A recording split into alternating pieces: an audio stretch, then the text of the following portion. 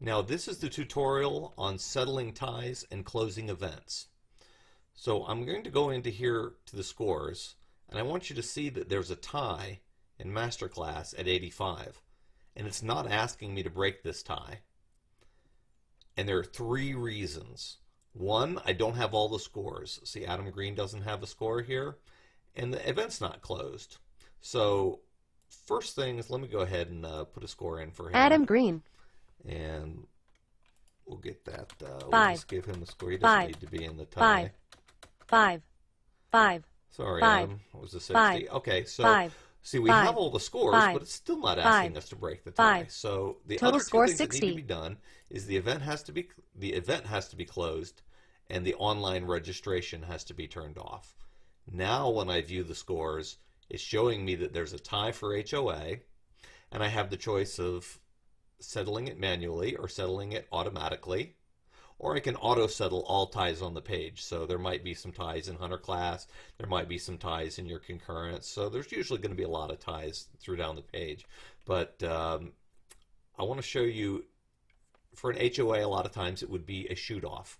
So for a shoot off, I would go to settle manually, and it doesn't matter whether it's a two-way tie, a three-way, or four-way tie. If I say 1 and 2, these are the finishing positions. So finished first, finished second, and I break the tie. Congratulations to David Clifford, our HOA champion. And I can undo tiebreakers, and I'm right back to where I was. So let's talk about auto settling. And usually that's done by tiebreaker stations. So if I edit that event, and I come down to this button here that says tiebreaker stations, I can set some tiebreaker stations. And let's say that I want to go tiebreaker stations 1, 5, and 6, for instance.